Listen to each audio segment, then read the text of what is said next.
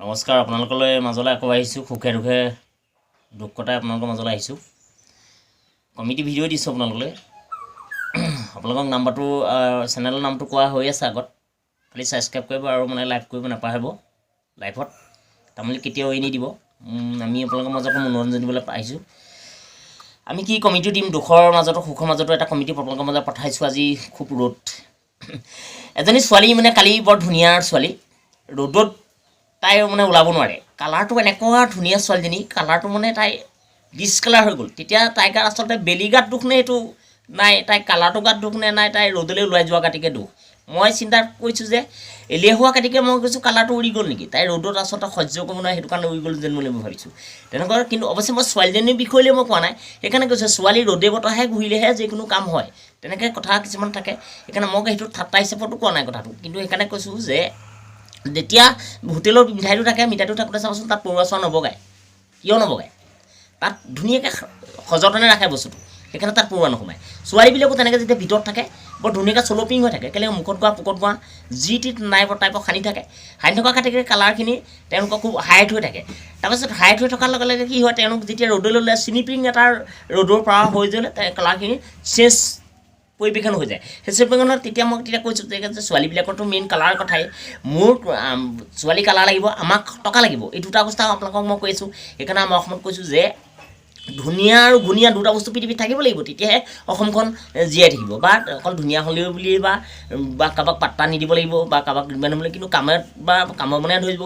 কাৰোবাক কোৱালিফিকেশ্যনে হিৰো, কোনোবাৰ ডেকৰেশ্যনত ধুনীয়া, কোনোবা আকৌ দেখাত ধুনীয়া, সেইবিলাক হয়। কিন্তু তামুলী কিহত ধুনীয়া, এই কথাটো আপোনালোকে জানে? তামুলী মুখত ধুনীয়া, মুখত মুখৰ চুপতিত ধুনীয়া। সেইকাৰণে কৈছোঁ যে মই যিকোনো কাম কৰিব পাৰোঁ। মই জেওৰাখন দিওঁতো মই ওলোটাকে দিওঁ লাগিলে, কিন্তু মইহে শুদ্ধ দিয়া যেন লাগে, কিন্তু মই ওলোটাকৈ জেওৰা দিলেও শুদ্ধকৈ দিব পাৰোঁ। মই জানো এটা কথা চিন্তা কৰক, সকলে প্ৰতিটো কথা মই সকলে দি থাকোঁ। মই বহুত নানা টাইপৰ কাম কৰিছোঁ।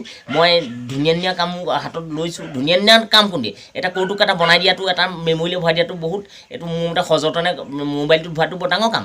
এজনী ছোৱালীও তেনেকৈ পটোৱাটো বৰ ডাঙৰ কাম হয়।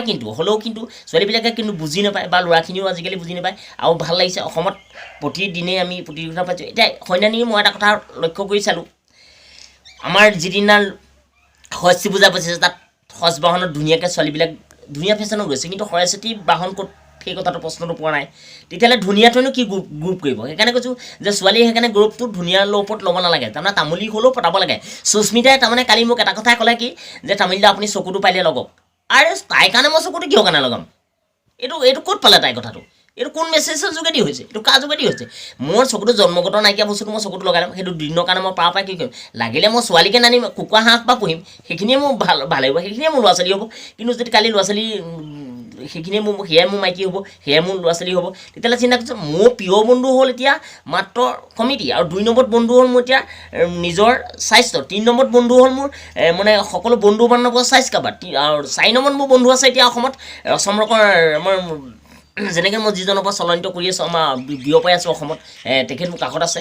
কিন্তু সেইকাৰণে কৈছোঁ যে সকলো প্ৰতিযোগিতা সুস্মিতাই এই কথাটো ক'ব লাগে, চকুটোৰ কথা মোক তেনেকৈ পটককৈ ডিঙিত লগা কথা কৈ দিব লাগে। মাছৰ কাঁইট লাগিলে বৰ দিগদাৰ হৈ যায়, কল খাবগৈ লাগে, লাষ্টত পিছলা বস্তু খালেহে যায়। ছোৱালীও তেনেকৈ যদি পিছল মাৰি দি তেতিয়া কথাটো শুনি ভাল লাগে। অসমনি ৰাইজেও যদি মোক পাহৰি থাকে, তেতিয়াহ'লে মই কেনেকৈ জীয়াই থাকিম? সেইকাৰণে কৈছোঁ মই কোনোবা দিনা খালত পৰি মৰি থাকিম, বা কোনোবা দিনা তেতিয়া সকলোৱে গম পাব যে তামুলী কি দুখত মৰিলে। সেইটো ছোৱালী দুখত মৰিছোঁ বুলি মই লিখি থৈ নাযাওঁ, কিন্তু এইটো কথা কাৰণে সেইকাৰণে প্ৰতিটো কথাতে মই কৈ থাকোঁ যে সদায় টকা পইচা লাগে, টকা পইচা হ'লেও কিন্তু গাড়ী গোৱা লাগে। আজিকালি ছোৱালীক টকা পইচাত ভাল লাগিব, বা মালদাৰী ডেকা লাগিব, বা গাড়ী গোৱা লাগিব, বুলেটখন লৈ গ'লে জানে। কিন্তু মোৰ গাড়ী গোৱা নাই কেতিকে, আজি একো নাই কেতিকে মই কি একেবাৰে খালত পোৱা জীৱ নেকি?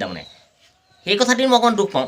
মনত ৰাখিছোঁ যাতে মই যিমান সকলো কাম কৰিম। মই সাগৰো খিচি দেখুৱাম, আৰু এদিন মই সুস্মিতাক আনি দুমহলীয়া পেণ্ডেলত বিয়া কৰাই দেখুৱাম, মই ৰখা আছে। কিন্তু তেওঁ চকুটোৰ কাৰণে কৈছে, চকুটোৱে পাৱাৰ দিয়ে নে টকাই পাৱাৰ দিয়ে, মই এতিয়া জোখমাক কৰিম। এদিন তেওঁলোকক সাক্ষাৎ হ'ম। আৰু পাৰ্কত মই এটা ফটো মাৰিছিলোঁ, সেই ফটোটো মই এতিয়ালৈকে এটা মেছেজ পোৱা নাই। মই কালিৰ পৰা ঘামি জামি শুই আছোঁ, বৰ্তমান উল্টাকৈ কালি ৰাতিটো শুই থাকিলোঁ। আৰু পৰহি দিনাখন মই তাইৰ কাৰণে কচ মাছ মই বিচাৰি আনিছোঁ, কচ মাছ খাম বুলি ক'লোঁ। কিন্তু ছোৱালীয়ে মূল্যটো কেলৈ বুজি নাপায়? আজি অসমত ৰাইজে মূল্য বুজি পাইছে, এজনী ছোৱালী বুজি নাপায়, এই কথাটো অকণমান দুখ লাগে। সেইকাৰণে কৈছে যে পুখুৰীৰ পৰা সদায় মাছ জাল মাৰি ধৰিব নোৱাৰি, আৰু ছোৱালীও কেতিয়াও সত্য পৰিচয় কেতিয়াও ল'ব নোৱাৰি। আজিকালি ছোৱালী আগবেলা পাছবেলা দুটা ল'ৰা থাকেই, মই সেইটো কাৰণে জানিছোঁ। চাইকেলৰ ষ্টেণ্ডাৰ্ড যেতিয়া আমি ষ্টেণ্ডাৰ্ড ৰখাওঁ, তেতিয়াহে পৃথিৱীত ভৰ পালেহে ষ্টেণ্ডাৰ্ড ৰৈ থাকে। ছোৱালীও তেনেকৈ মালদাৰী টকা হ'লে ৰৈ থাকে। ধন্যবাদ।